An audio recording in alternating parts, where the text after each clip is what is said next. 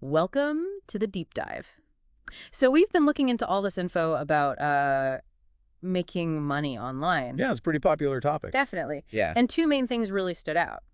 Affiliate marketing, and then also creating your own digital stuff like eBooks. That's right. So today we're going to try and, cut through the fluff and give you the real insights. Exactly. And what's interesting looking at the sources is how these two things, affiliate marketing and digital products, they actually connect. Oh, interesting. How so?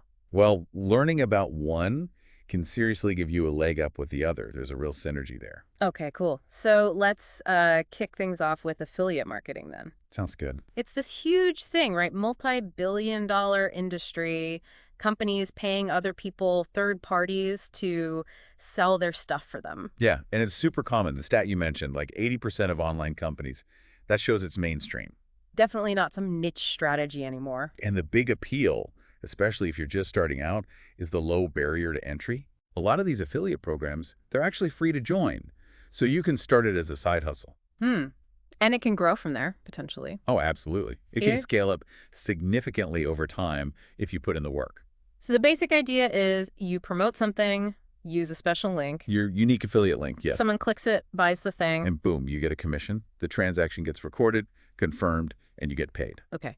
The example with the Instagrammer at ColinFit and MVMT watches was pretty clear. Yeah, that's a perfect illustration. He puts his link in his bio. And if someone clicks and buys, this little thing called a cookie tracks it. That's the key. And what's smart is, even if they don't buy right then, Right, the cookie remembers.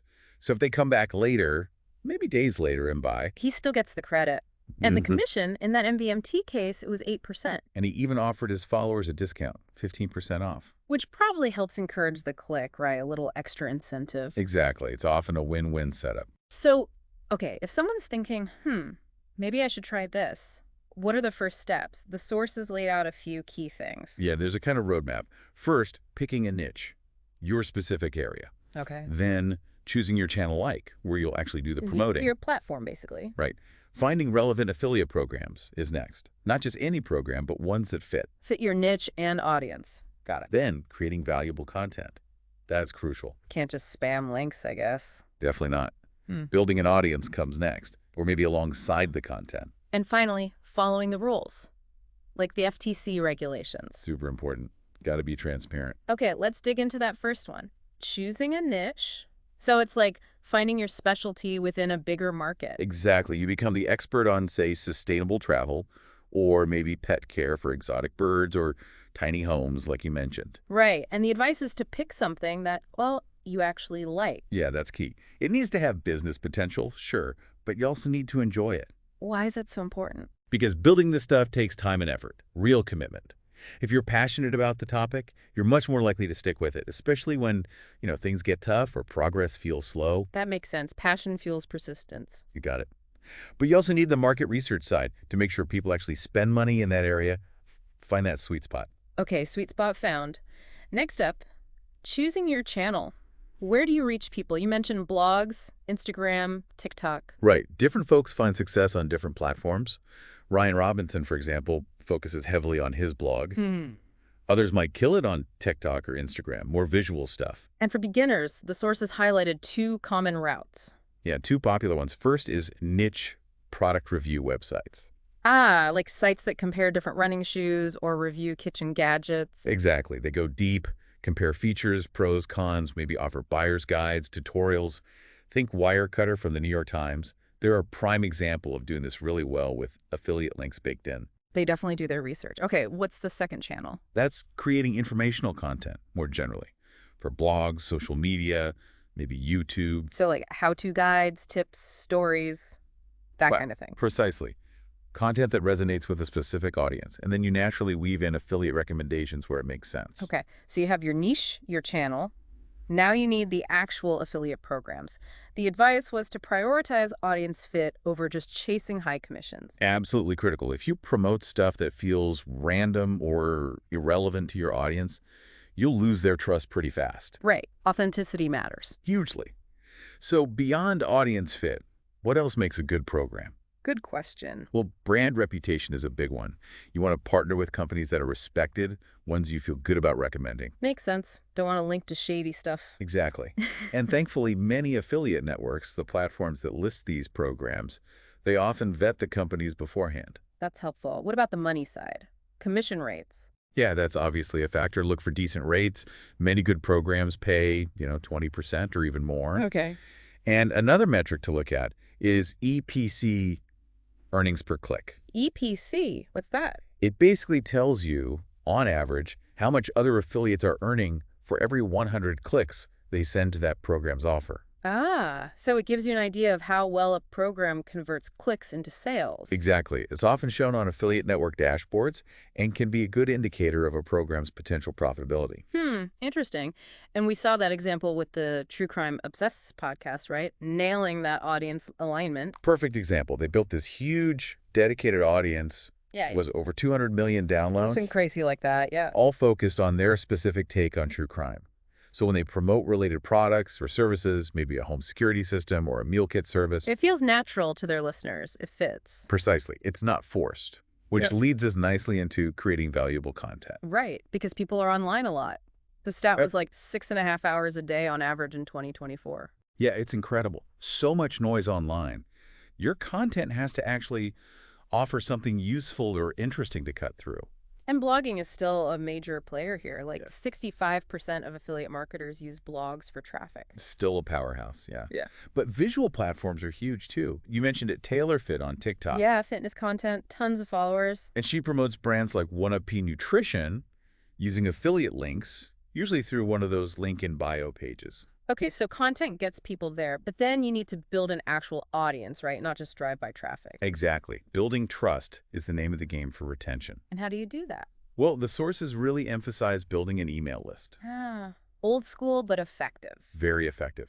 It gives you a direct line to your audience, newsletters, updates, special offers. You're not relying on social media algorithms to reach them.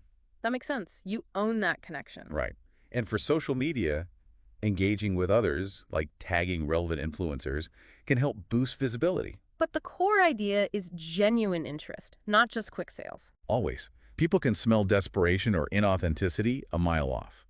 Focus on helping your audience first. Got it. Now, the regulations bit, the FTC, that sounds important, but maybe a bit scary. It's definitely important, but not scary if you just do it right. The FTC's job is consumer protection. They want to stop deceptive marketing. So as an affiliate, you must disclose your relationship. If you might earn money from a link, you have to tell people clearly. Always indicate it's an affiliate link. How do people usually do that? Often a simple disclaimer near the link or at the top of a post. The blog example, it's always autumn. Apparently it does this well. Just be upfront. Transparency builds trust. Okay. And need to check local rules, too, if you're outside the U.S. Absolutely. Regulations vary. So, summing up affiliate marketing, what are the big pluses? Why do it? Well, a huge one is you don't own the products. Think Amazon Associates. You promote Amazon stuff. You don't handle inventory or shipping. Less risk, less upfront costs, then. Way less. Lets you experiment more easily. And the other big draw, passive income potential. That's the dream for many. Yeah.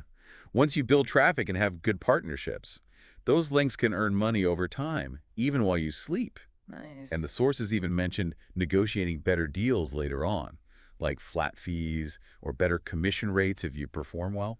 Okay, interesting. So that naturally kind of leads into the next topic, right? Creating your own digital products, like eBooks.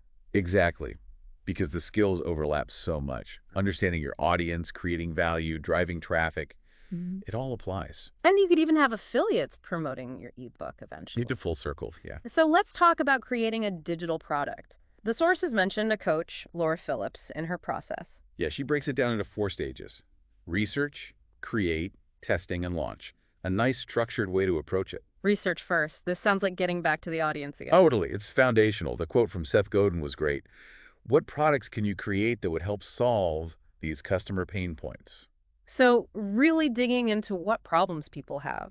Yeah, what frustrates them? What are their goals? What challenges do they face daily? What have they struggled with using other solutions? Really understanding their world. It's about identifying a need you can fill. Precisely. And the sources listed tons of ideas for digital products, way beyond just ebooks. Oh, yeah.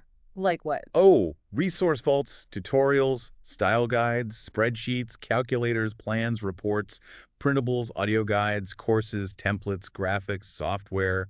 The list goes on and on. Wow, okay. Lots of possibilities. But ebooks are a good starting point? Often, yes.